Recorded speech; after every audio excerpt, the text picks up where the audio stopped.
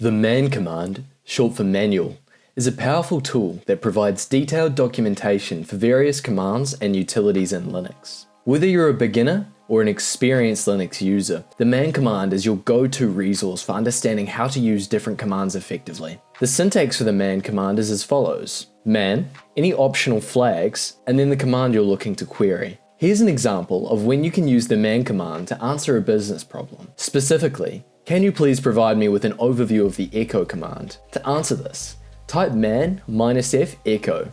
This command will provide you with a simple one-line overview of the echo command. You may have noticed that I passed an -f option into the command, which I'll explain now. If you don't know what options are, they're settings that modify the behavior of commands or scripts. They can be specified by using flags, for example, -f, when running commands, and help control aspects such as error handling, command tracing, and shell behavior customization.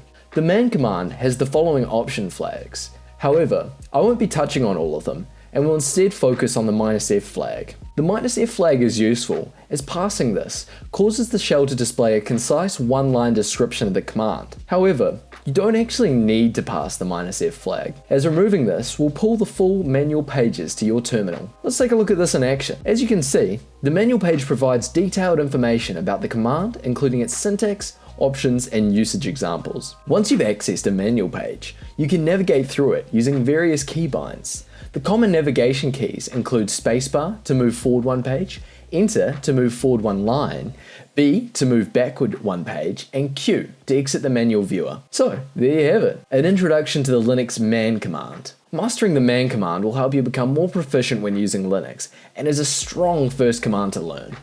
Thank you for watching.